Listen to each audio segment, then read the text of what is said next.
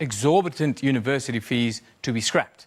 The union believes that the regulation of fees needs to be a top priority for government, as the student fee crisis will cripple universities across the country. Now, to talk to us about this, we are joined from Port Elizabeth by the General Secretary of the National Tertiary Education Union, Mr. Grant Abbott. Very good morning to you, Mr. Abbott.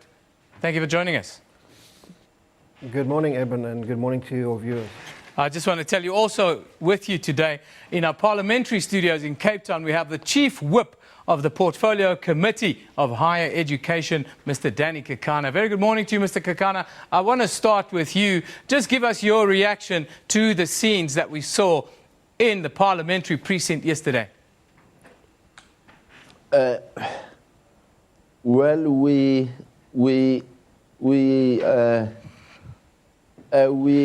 are a bit upset that things nearly got out of control, but fortunately, we didn't have major injuries. I mean, if you compare this to the past student upheavals where 76, there were deaths same time, people being killed, including Hector Peterson. It's quite soft, at least, relatively speaking, yesterday was much more controlled, better controlled.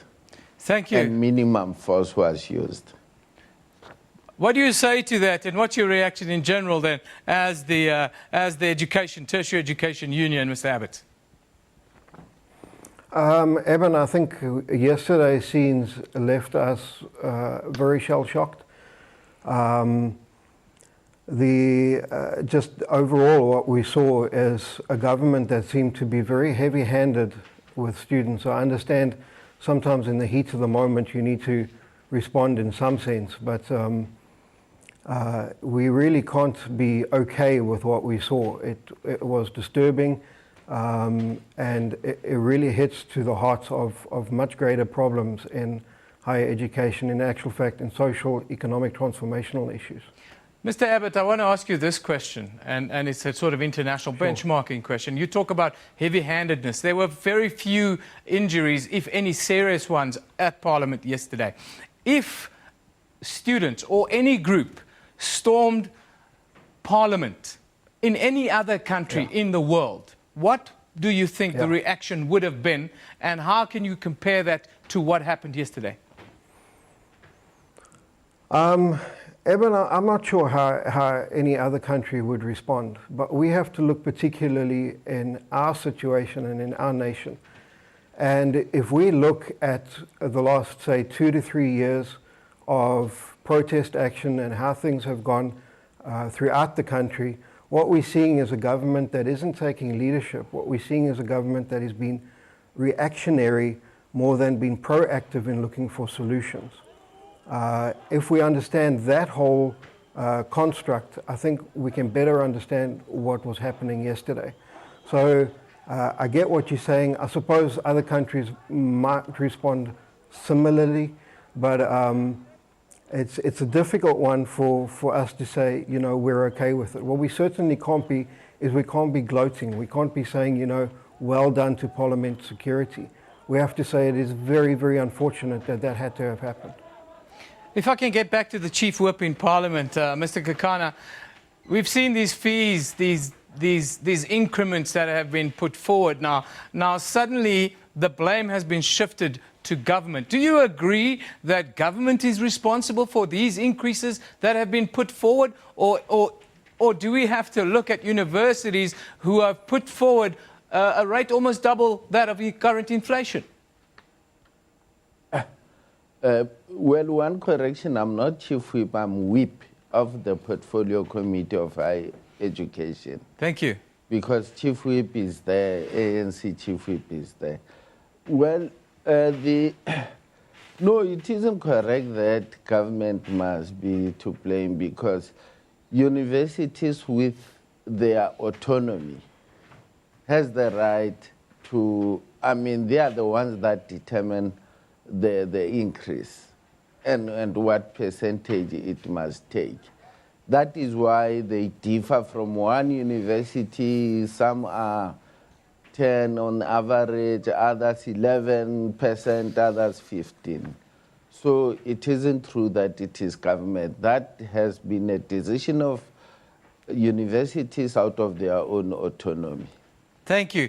Now, Mr. Abbott, I'd like you to respond to that, because it's so easy to lay blame at the door of government. Government done this, government done that, and we have to attack the government because of that. But the reality is autonomous universities have decided on above inflation increases, which have brought us to this point. Yes. Your reaction to that? I think firstly we need to understand that government funding to universities has been decreasing year on year in real terms. As a result, the universities, to keep their programs running, need to get their funding from some other stream. Third stream income, as it's traditionally called, is just not sufficient. So the other significant funding stream income is student fees. To make up the gap and the difference between what government is giving and what what universities are required to provide, they have to constantly increase the student fees. The reality is that the entire funding model and funding formula that we see for higher education at the moment is actually not working. And I think that the task team that the President announced a few weeks ago needs to speed up its work, and we've asked for a seat on that task team. We need to seriously look at how serious are we about spending on education, because as a government, and in fact as every stakeholder, we need to put our heads together and come up with a solution to that. I want to talk to you about that. I also want to point out that 20 cents out of every rand of our entire budget goes to education. It is a massive investment. But I want to conclude this discussion by asking both of you, what is an amicable and sustainable solution from here on going forward? Mr. Kekana, if I can start with you. I can't hear you. I think what is sustainable, like a lot of people say, is that when our economy's growth improves, that will at least increase our tax base and will be able to contribute more onto education. The other thing is that I think private sector must also come on board, because a lot of international countries, democracies, are using both government and private sector to fund education. I don't think government is going to cope solely on its own, but private sector must also, especially because private sector is in charge of the economy. It must also contribute, like the minister said, to this tertiary education, because in turn they get their beneficiaries.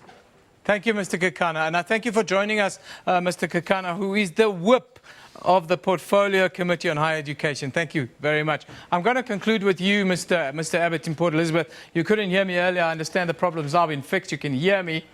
Just tell me, what is the solution going forward?